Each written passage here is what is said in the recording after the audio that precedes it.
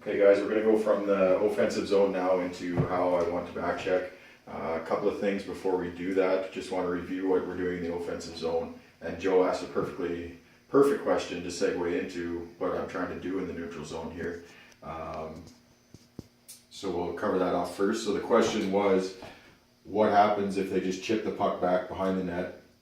This guy is left open because we're pulling our forward up so high, and then they break out from this side. Yes, that's exactly what I expect them to do eventually. Hopefully we can trap them here and they're going to try a couple times on this side, and that's where we're going to generate from. But eventually they're going to figure out the only way that they're going to get out of the zone is to go back behind the net and around to this side to the right and then up this way. So when that happens, a couple of things. The only person that I want to forecheck on this side is the high forward. He can bust over there and anticipate that and try and interrupt the play. All four other guys, I want to start back checking as soon as possession is lost and it goes behind the net. So we have four guys coming back hard into defense. Our weakness by far last year was our defensive play. So start thinking defense as soon as the puck is lost and start back checking out into our neutral zone game here. So this one forward will go up. These guys here, keep an eye on that play. If it looks like he gets there and he interrupts the play, you can circle back in and set up on the other side. But get your feet moving and get back towards the neutral zone.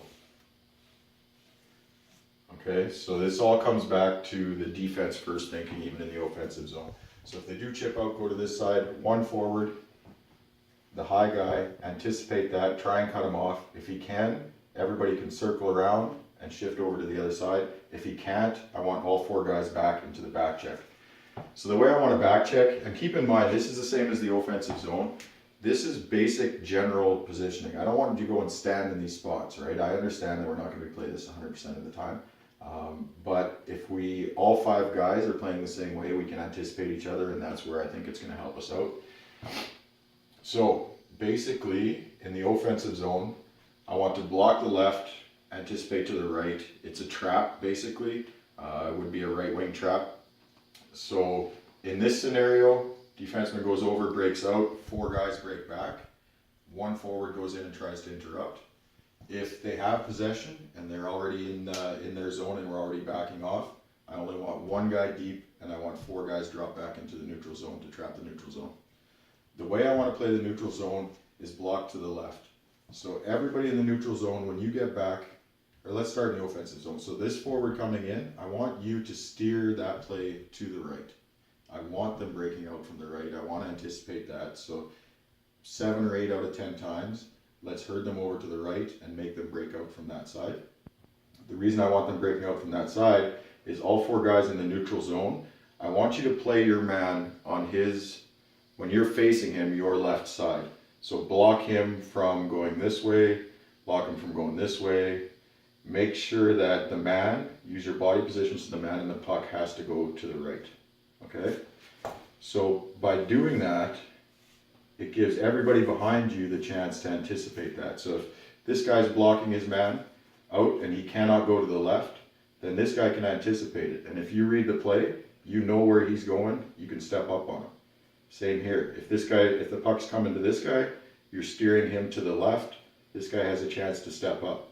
So if this is Jay Boire, or if this is Joe or somebody back here and we're blocking them and they're reading the play, they know they can step up, and the forward that's back checking here is going to put him on the tracks and we can light him up. If we don't light anybody up, if we continue to back up, we're going to continue to take their ice away and to continue to chase them to the right. And by the time they get back to this defenseman, they're out of room and we can step up ahead of the blue line. Very important that we attack ahead of the blue line and don't back up into our own zone. We backed up too far too often last year. So our defensive positioning here should steer everybody to the right. It allows us to anticipate and it'll eventually take away their time and space, and we can interrupt them outside of our blue line. Now to get through this, we've got body position and we're steering everything to the right, chances are they're going to dump through eventually, or try to dump through. I want to keep this left defenseman well back, and he's basically the rover. So if we can force the turnover, he's there. If we can force them to dump, he's going to be the first one back with time and space. Keep this gap such that you're going to be the first one back because you're the guy on the puck. So between you and the goalie, Reg or Dinger, we can hold that up back here and hopefully turn that play around and get it back out the other way before they ever get zone possession. The idea here is, and the reason that I'm starting here versus starting in defensive zone coverage, even though defensive zone coverage I think was one of our weaknesses, is to avoid playing in the defensive zone. The less we play there, the better off we'll be, the less exposed we'll be if that indeed is our weakness. So very simple concept, comes back, and I've said it a bunch of times in the last video, and I'm going to say it a bunch of times before we're done the full game plan. It's all about predictability, and it's all about all 5 guys playing the same way. If only 3 guys are playing the same way, if this guy decides, okay, I'm not going to bust him and send him to the right, I'm going to come around this side, he gets through, and then we're screwed. We're man to man on this side. We're not screwed. We still have a man back there, but we're man to man. So everybody has to play the same way, and it's a very simple concept. Whether you're back checking or backing up, retreating in the neutral zone, block this side off. Do everything you can to steer this guy this way, and eventually this right defenseman is going to cut him off, or we're going to light him up in the neutral zone. Behind this wall, play that left side defenseman a little bit deeper. Make sure that you have the gap and the space that you can be the first one back, because again, if we do this properly, the most likely play for them is going to be to try and dump through. We're going to have this wall here, they're going to run out of space. They're eventually either going to have to dump it around or dump it through, so that left defenseman has to have the gap that they can be the first one back. So fairly simple, and again, everything builds on everything, or that's my plan. So the reason I want to focus on the left wing corner here and give them the opportunity, as Joe pointed out, that the only way out is to the right, is that when they're coming from the right, we're going to have a wall here in the neutral zone that they're going to have a hard time getting through, and we're going to have a rover back here to pick up the puck. Reverse that play and take it back the other way. Fairly simple concept. Hopefully that makes sense to you guys.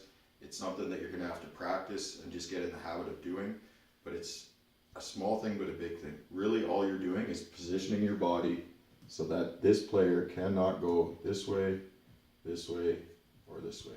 Steer them this way and take out the ice.